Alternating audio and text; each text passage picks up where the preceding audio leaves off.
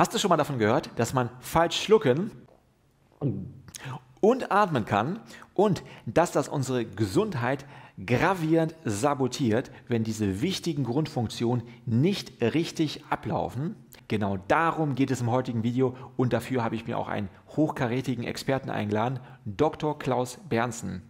Er ist von Haus aus Neurowissenschaftler und Entwickler der sogenannten Faceformer Atemtherapie. Diese wird mittlerweile seit vielen Jahren von Logopäden und Kieferorthopäden bei Schmerzen im Gesichts-, Kiefer-, Zungen- und Rückenbereich eingesetzt. Definitiv ein sehr spannendes Thema, bei dem auch ich noch sehr viel lernen konnte. Viel Spaß mit dem Interview. Ja, herzlich willkommen, Klaus. Du bist ja schon seit längerem in meinem Fokus. Ich habe dich kennengelernt über Gravity Coach, das wissen vielleicht auch einige meiner Zuschauer. Und du bist ja Neurowissenschaftler, auch Entwickler, was wahrscheinlich die meisten nicht wissen, Entwickler und Erfinder des Faceformer und hast eine eigene Rehabilitationspraxis in Unna zusammen mit deiner Frau.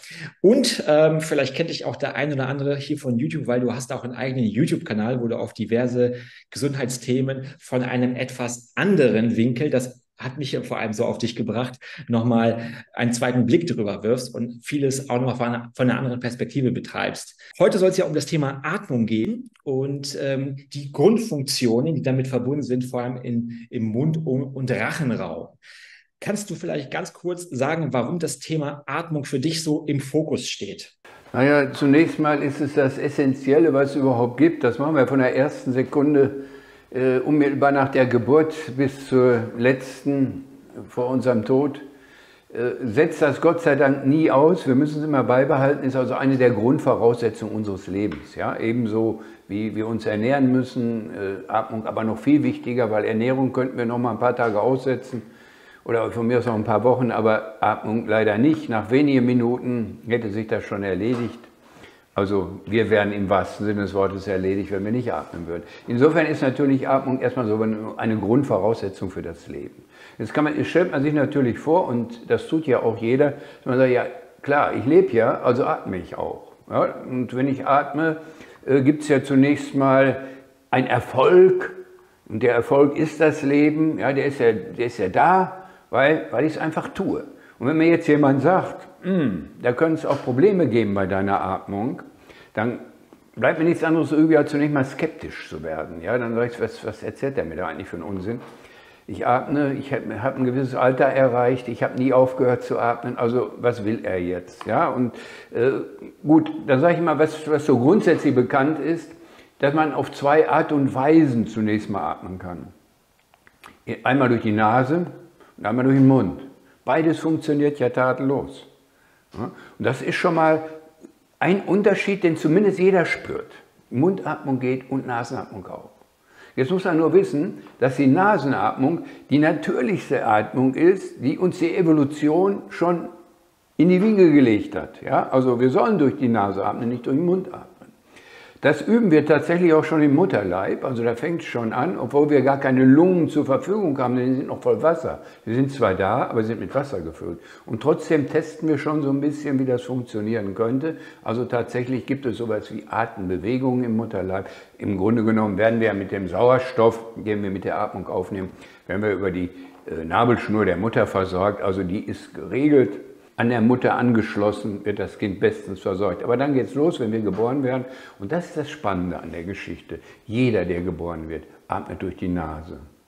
Ja, also es ist zunächst mal richtig angeboren. Es sei denn, jemand wird mit einer Behinderung geboren. Das schließen wir jetzt mal aus. Ja, es wäre ein gesonderter Fall, das zu diskutieren, was dann passiert. Gut, aber jeder atmet zunächst mal durch die Nase, weil er muss es ja tun. Weil er käme gar nicht anders zurecht, denn unter normalen Bedingungen wird der Mensch an der Mutterbrust gestillt. Ja? So, und schon habe ich das Problem, es trinkt an der Mutterbrust, was bleibt ihm anderes übrig, als durch die Nase zu atmen. Und das ist ja so traumhaft auch angelegt, ja, von der Natur, dass das Baby nämlich nicht so eine spitze Nase hat wie wir beiden, sondern so ein schönes Himmelfahrtsnäschen, was nach oben gerichtet ist. Dann kann es nämlich mit der Nase auch nicht versacken in der Mutterbrust und sich die platt drücken, ja? Sondern die bleibt schön auf, weil die Nase schön nach oben zeigt. Kann also weiteratmen beim Trinken. Wunderbar eingerichtet. Aber es soll halt durch die Nase atmen, nicht durch den Mund. Ja, und die Nasenatmung, die wichtigste Voraussetzung dafür, dass wir gesund bleiben.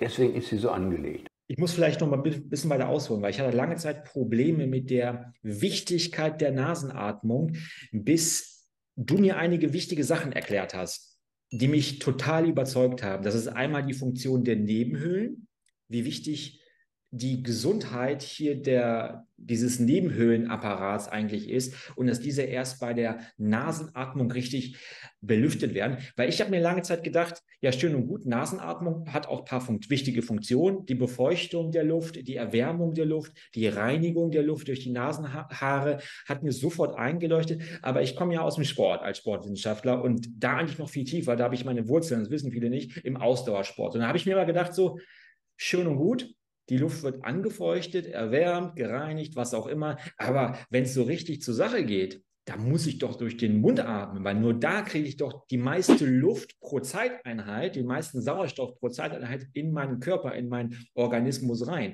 Und deshalb habe ich mich lange dagegen gesträubt und habe immer behauptet, okay, das Ganze wird schon irgendwie automatisch reguliert.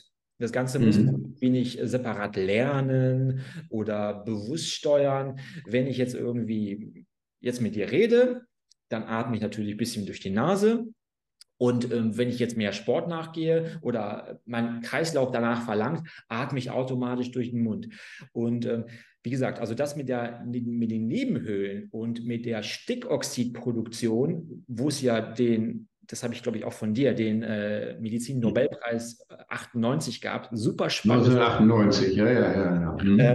Kannst du das noch mal ein bisschen besser erläutern, als ich das jetzt gerade so am Rande umrissen habe, warum die Nasenatmung für uns im Grunde noch viel, viel mehr Vorteile hat und tatsächlich gesundheitsnotwendig ist. Überlebensnotwendig ist sie nicht. Also wir können ja auch irgendwie als Erwachsene so, ich sag mal jetzt vor uns hin vegetieren und irgendwie existieren. Aber warum es so außerordentlich gesundheitliche Vorteile mit sich bringt, dominant durch die Nase zu atmen.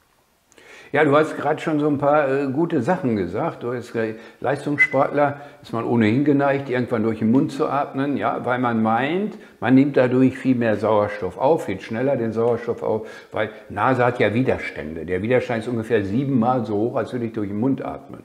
Ja, also wenn ich jetzt durch die Nase atme, merkt ja jeder, geht viel langsamer, ja, als wenn ich mal eben so Luft schnappe durch den Mund. Also dieser Unterschied, der ist ja durchaus da und das hat zunächst mal, für einen augenscheinlich, scheint das zunächst mal richtig zu sein, aber es ist falsch. Du nimmst weniger Sauerstoff auf, wenn du durch den Mund atmest. Das erstmal vorweg. Ja, und die Erklärung, die können wir vielleicht auch noch nachliefern. Also du nimmst tatsächlich weniger Sauerstoff in deiner Muskulatur auf, wo du den eigentlich brauchst, damit die nicht sauer wird, die Muskulatur, damit die nicht vorzeitig erschöpft. Würdest du durch die Nase atmen, dann wärst du viel länger stabil, als wenn du zwischendurch durch den Mund atmest. Also du läufst so, dass dir die Zunge quasi aus dem Hals hängt. Ja? Dann versorgst du dich extrem schlecht mit Sauerstoff in dem Moment, keineswegs gut. Ja? So, Marathonläufer, die haben zum Beispiel mit dem Faceformer trainiert. Es war im Running-Magazin eine Abbildung. Und dann gab es einen Teil der Gruppe, die haben mit dem Faceformer trainiert regelmäßig, die haben den Faceformer im Mund genommen und sind damit Marathon gelaufen. Die hatten eine 30% höhere Leistung als die Gruppe, die mit der raushängenden Zunge weitergelaufen ist. Ja? Also die bis zur Erschöpfung gelaufen sind und dann durch den Mund geatmet haben. Die Leistung hat sich im Training um 30% gesteigert. Und da hat man Laktatmessungen gemacht, hat das nachgewiesen. Also eine Übersäuerung der Muskulatur. Und je länger man durch die Nase atmen kann, desto stärker ist man. Und das ist übrigens ganz verrückt. Gerade bei Ausdauersportlern stellt man fest, dass sie gar nicht lange die Luft anhalten können zum Beispiel. Es gibt sowas wie einen Bolt-Test, ja? Body Oxygen Level Test. Da stellt man fest, wie lange kann der die Luft anhalten, wenn er jetzt ausatmet. Ich atme ein, atme aus, nach dem Ausatmen halte ich die Luft an. Wie lange kann ich das machen?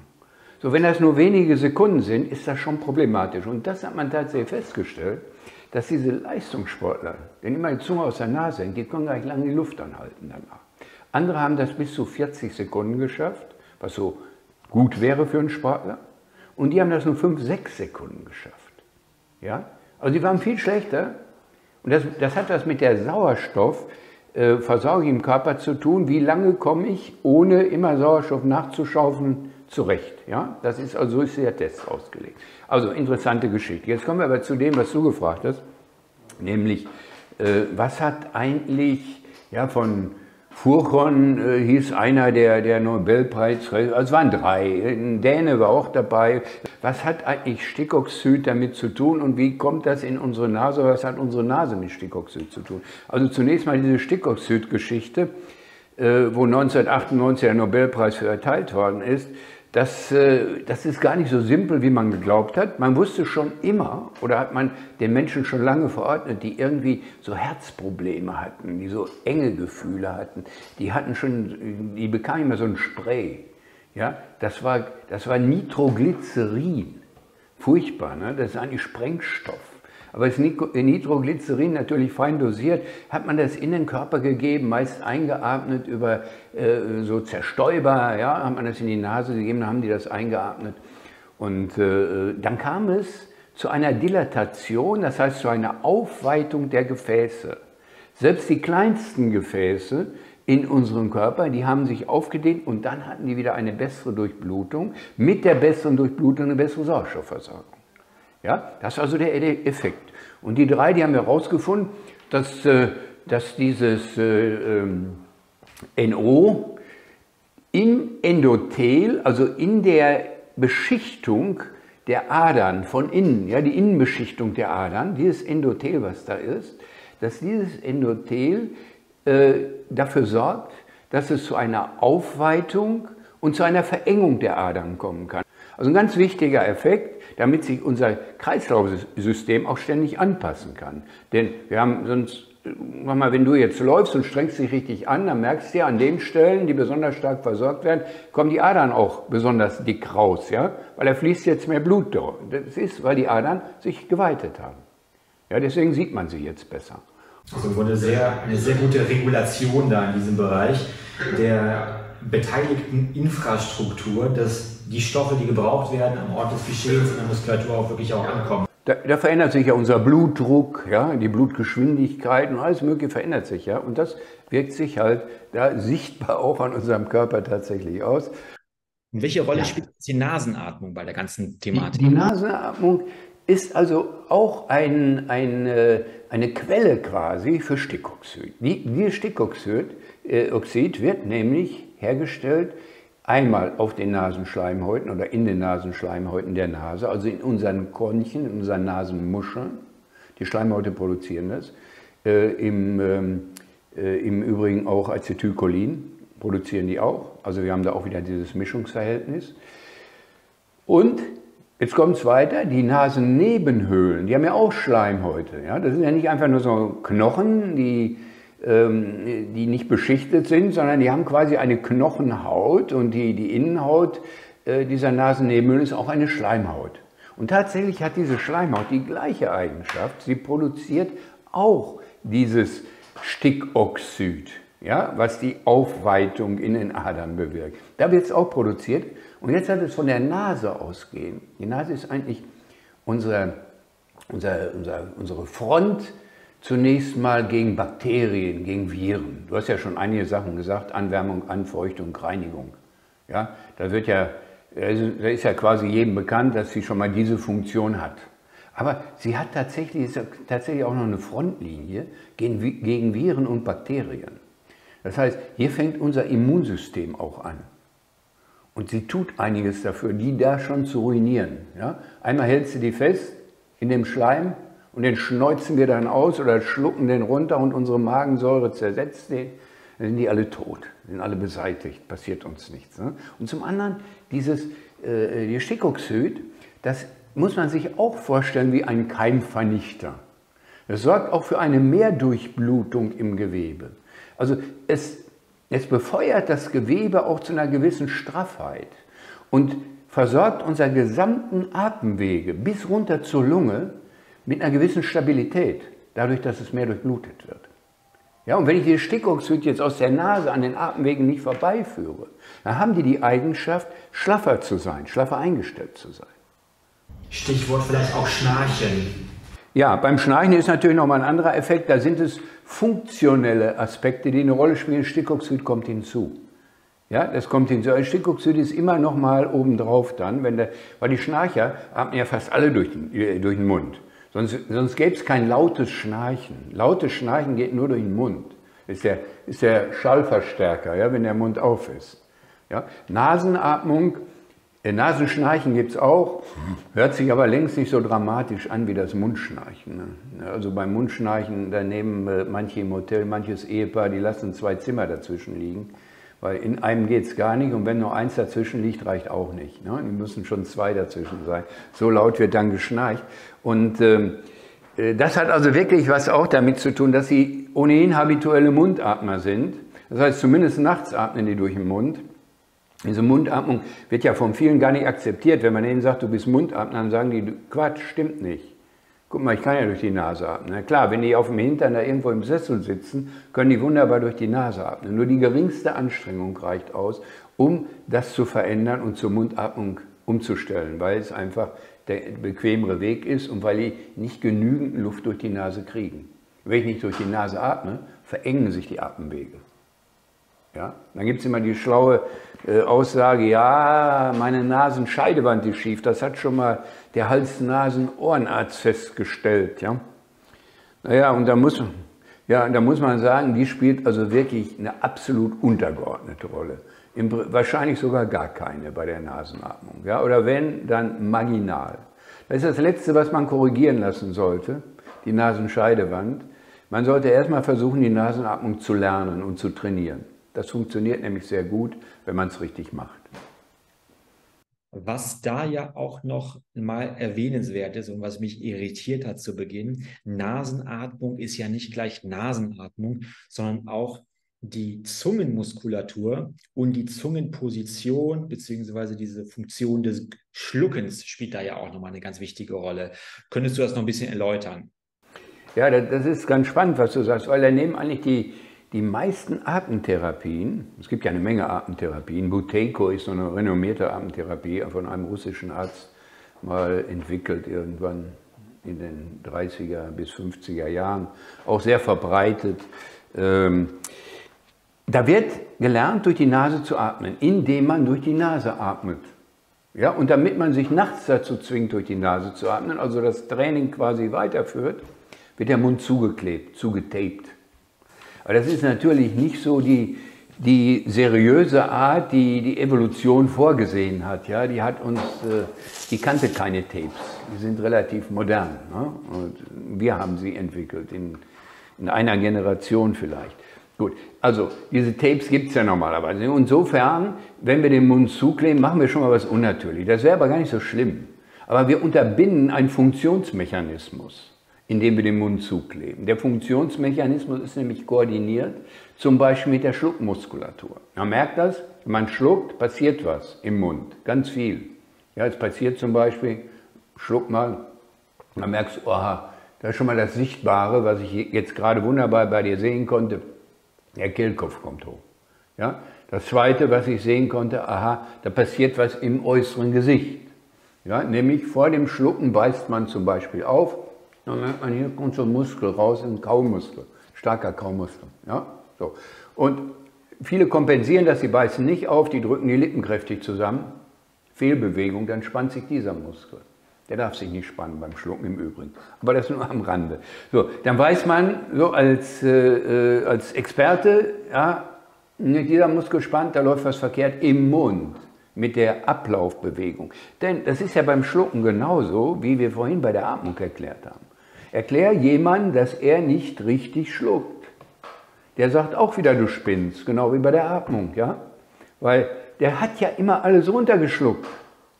Ja, und dem jetzt klar zu machen, du hast zwar alles geschluckt, aber immer mit einer Fehlbewegung, also nie mit einer korrekten Bewegung, das glaubt er nicht. Ja, das glaubt er nicht. Also ich hatte einen 60-jährigen Arzt aus dem Aachener Raum, der kam zu mir wegen einer ganz anderen Geschichte. Will ich jetzt gar nicht erzählen. Jedenfalls, ich schaue in seinen Mund und sehe, sein Zungenbändchen ist ja ganz an der Zungenspitze fast angewachsen. Und da sage ich ihm, haben Sie keine Probleme so beim Schlucken? Nö, sagt er. Also sagt er, doch, ich gehe alle 3 Jahre, so die letzten 20, 30 Jahre war ich alle 3 Jahre in einer Schluckklinik in München. Und da haben die mich immer behandelt und ja, und dann ging das aber wieder einigermaßen. Da war ich wieder gut zufrieden und ist ausgeschlossen, dass sie richtig schlucken können, weil ihre Zunge ist hier vorne angewachsen, ist festgewachsen, die Zungenspitze. Und sagt er, das ja, Zungenbändchen zu weit an der Spitze angewachsen. Ja? Sagt er, ja, aber ich kann doch alles schlucken. Kann er eben nicht.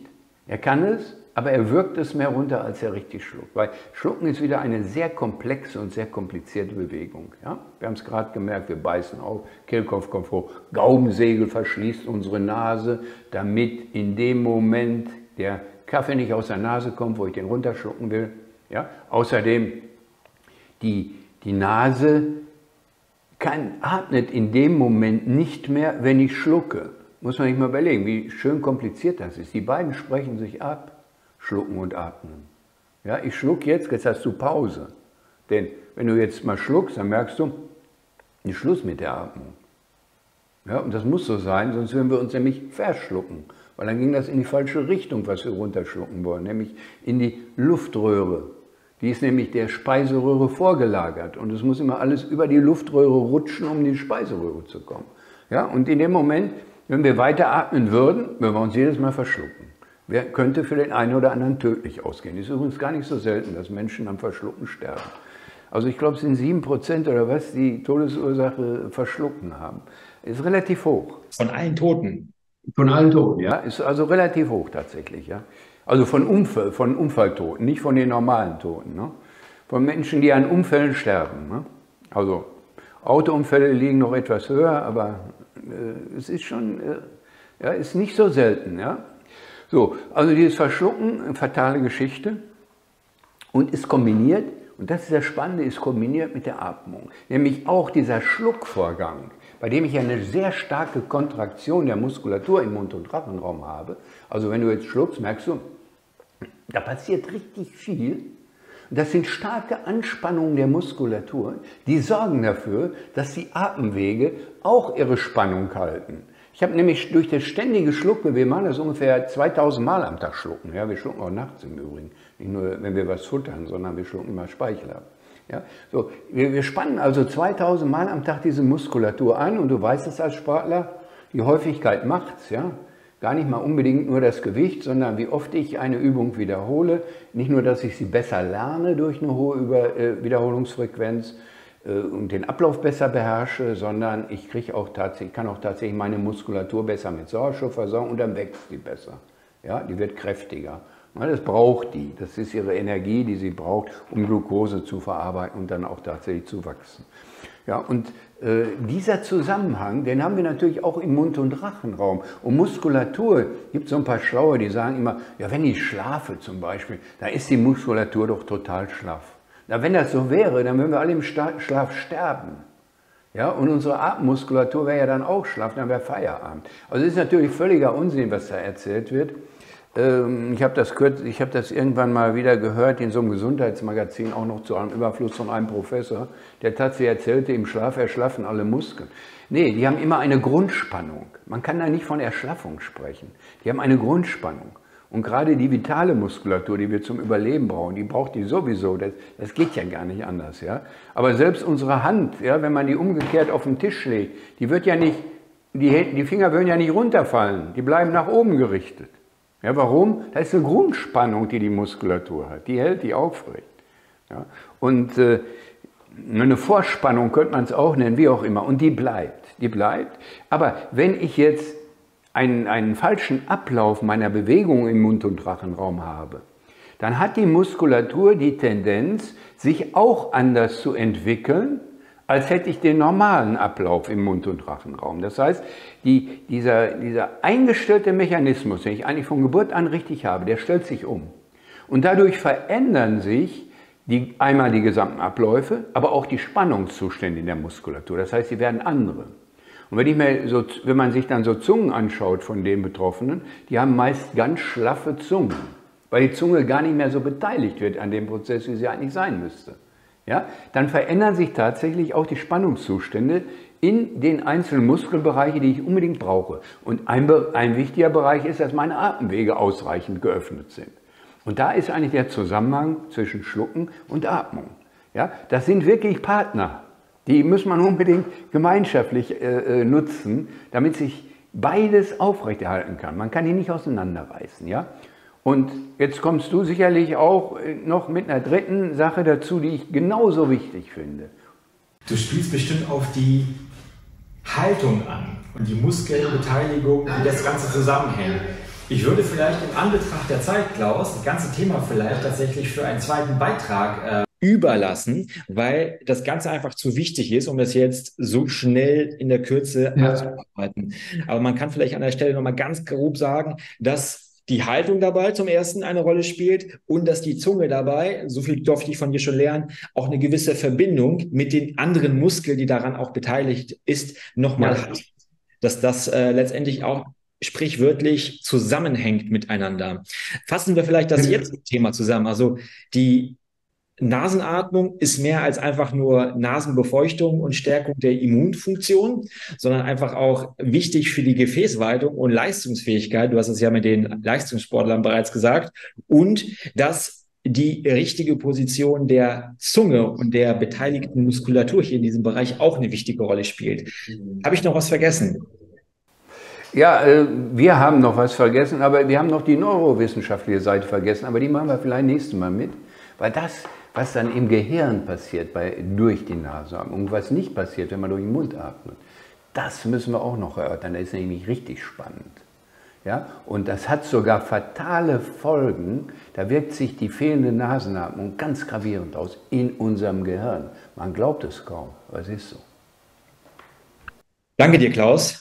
Bis hierhin. Und für alle, die nicht bis zum nächsten Video warten wollen, den kann man schon mal, glaube ich, deinen Kanal empfehlen. Der heißt Gesundheit braucht Verstand, oder? Genau. Gesundheit braucht Verstand, weil wir alles ein bisschen mehr überlegen wollen, was mitgeht. Wir übernehmen nicht so 1:1, was immer erzählt wird. Ja? Also was in der Zwischenzeit auch schon Volksweisheit geworden ist. Man glaubt nicht, wie die einzelnen Betroffenen, die wirklich schwer betroffen sind, auch manchmal von Krankheiten, schon trainiert sind auf die Terminologie des Gesundheitswesens. Die kennen sich da manchmal in der Terminologie besser aus als mancher Arzt. Ja? So, und das wollen wir so ein bisschen auflösen, weil wir meinen, dadurch, dass man so sehr an den Lippen der Spezialisten hängt, auch vieles falsch versteht. Und deswegen haben wir gesagt, wir wollen es mal erklären, wie es wirklich ist oder wie man sich da annähern könnte, es besser zu verstehen. Also für alle, die jetzt noch neugieriger geworden sind, die sollten sich auf jeden Fall Klaus' Kanal anschauen. Ich verlinke ihn auch nochmal unten in der Videobeschreibung. Klaus, ich danke dir auf jeden Fall für deine Zeit und bis zum nächsten Mal. Ja, hat Spaß gemacht, Viktor. Danke. Tschüssi. Ciao.